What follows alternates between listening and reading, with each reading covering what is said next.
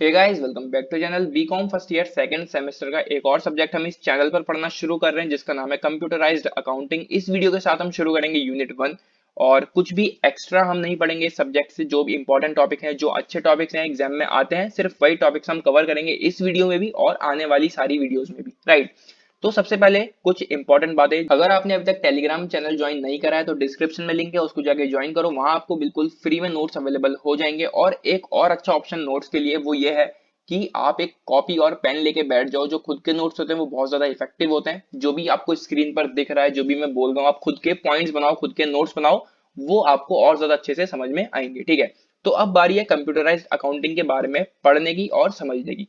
तो सबसे पहले हम शुरू करते हैं, इसका मीनिंग क्या होता है। दो चीजें हैं, एक कंप्यूटराइज्ड और एक अकाउंटिंग। पहले हम जानते हैं अकाउंटिंग क्या होती है, ठीक है। हम बात करेंगे जब कंप्यूटर्स वगैरह नहीं होते थे।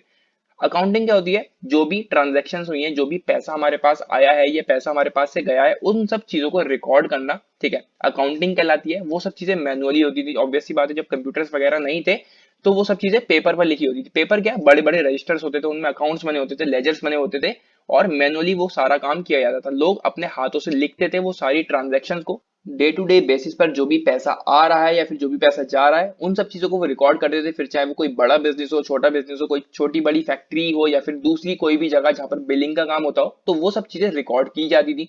अब वो सब चीजें जब हाथों से हो रही हैं, ठीक है, हम मैनुअली वो सब चीज कर रहे हैं, तो वो हमारी मैनुअल अकाउंटिंग कहलाती थी।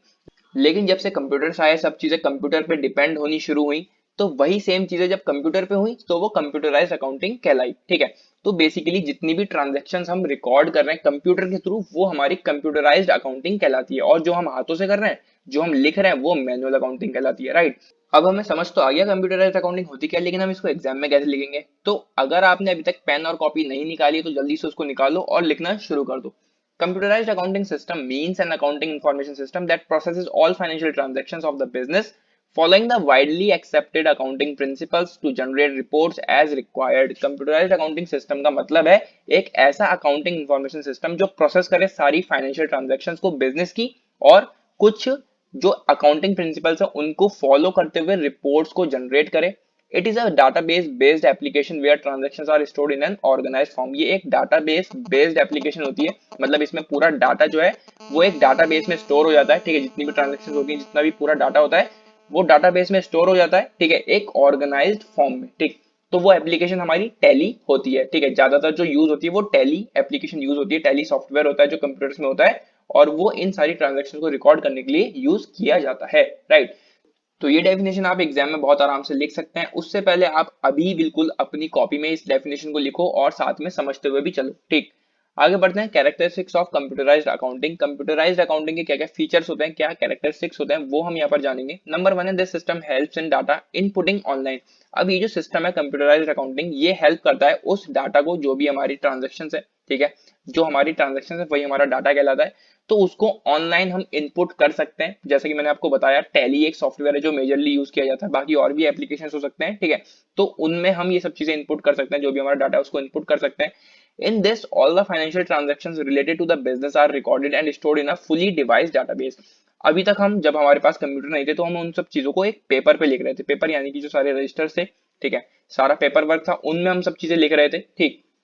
लेकिन अब जब कंप्यूटर आ चुके हैं तो कंप्यूटराइज्ड अकाउंटिंग ये बन चुकी है।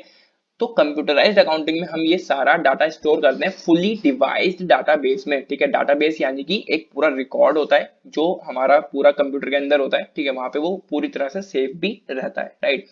इन this the financial statements are processed directly from the collected data. जो भी डाटा हमने कलेक्ट किया है उससे फाइनेंशियल स्टेटमेंट्स अपने आप प्रोसेस्ड हो जाती हैं।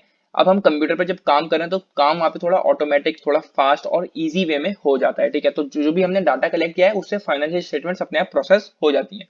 In this the opening and closing balances of each account are stored in the database.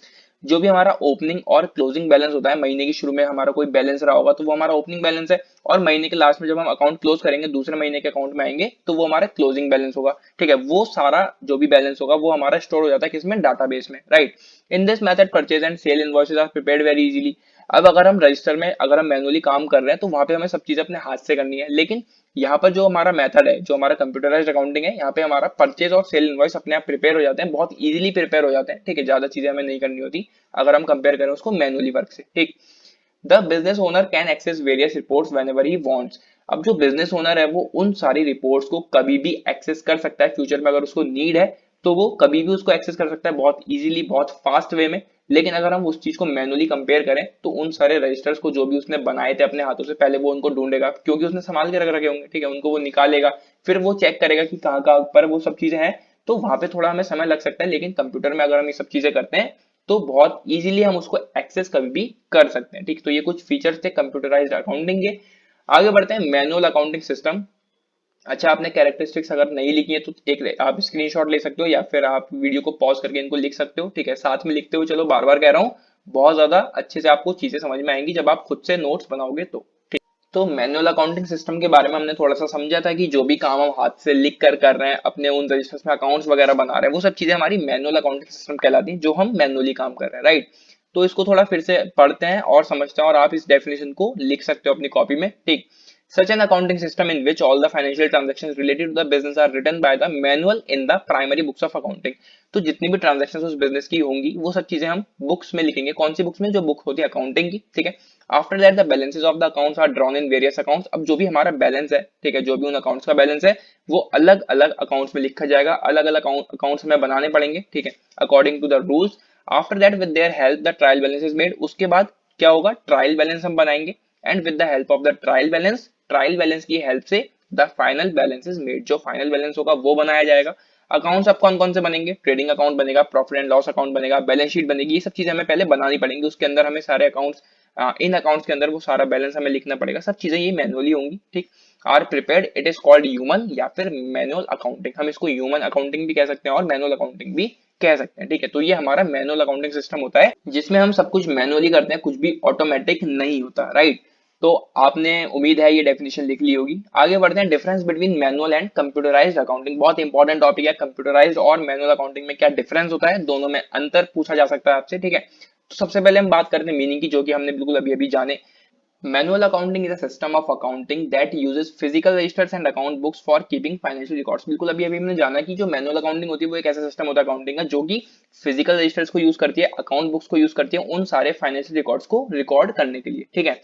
Computerised accounting की अगर हम बात करें तो computerised accounting is an accounting system that uses an accounting software. ये एक सॉफ्टवेयर को यूज करता है जो अकाउंटिंग सॉफ्टवेयर होता है, जैसे कि टैली मैंने आपको बताया, for recording financial transactions electronically. उन सारी ट्रांजैक्शन को इलेक्ट्रॉनिकली रिकॉर्ड करने के लिए ये अकाउंटिंग सॉफ्टवेयर का यूज करती है, ठीक है, कंप्यूटराइज्ड अकाउंटिंग हमारी। नेक्स्ट हमारा रिकॉर्डिंग की अगर हम बात करें, recording is possible through book of original entry. जो रिकॉर्डिंग है वो पॉसिबल है through book of original entry. जो भी हमारे पास बुक होगी जिसमें भी हम रिकॉर्ड कर रहे हैं, ठीक है, हमारी फाइनेंशियल रिकॉर्ड्स को रिकॉर्ड करने के लिए हम जो भी फिजिकल रजिस्टर या फिर अकाउंट बुक यूज कर रहे हैं उसके थ्रू ये रिकॉर्डिंग पॉसिबल है।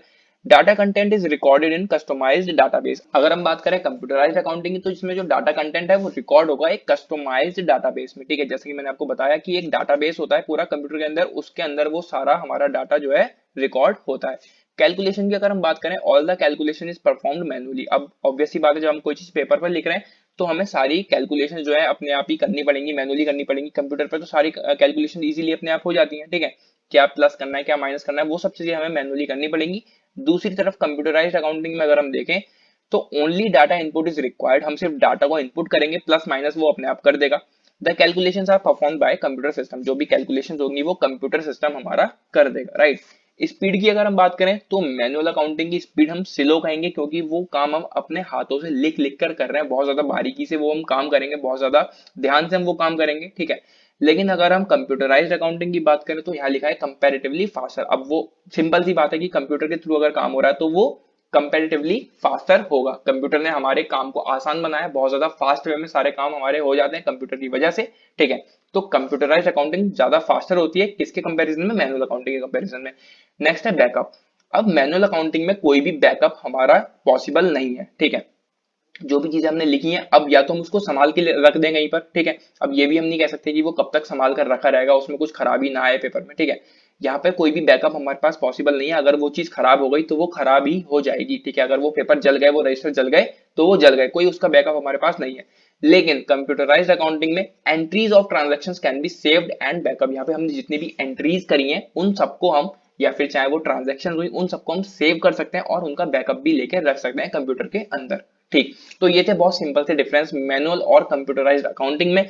आप इनका स्क्रीनशॉट ले सकते हो, अपने आप अभी साथ में वीडियो को पॉज करके लिख सकते हो, अच्छे से आपको बिल्कुल समझ में आ जाएंगे हाथों हाथ। ठीक है, नोट्स का इंतजार मत करो, जब ये यूनिट 1 हमारी खत्म होगी तब आपको नोट्स टेलीग्राम चैनल पर मिलेंगे। तो बेटर ऑप्शन यही है आपके पास कि आप साथ साथ लिखते चलो, समझते चलो सब चीजों को। ठीक है, तो इस वीडियो में बस इतना ही। कंप्यूटराइज्ड अकाउंटिंग की फर्स्ट वीडियो है, कमेंट में बताना कैसी लगी, और अगर चैनल पर नए हो तो चैनल को सब्सक्राइब करो। मिलते हैं अगली वीडियो में, till then take care and bye bye.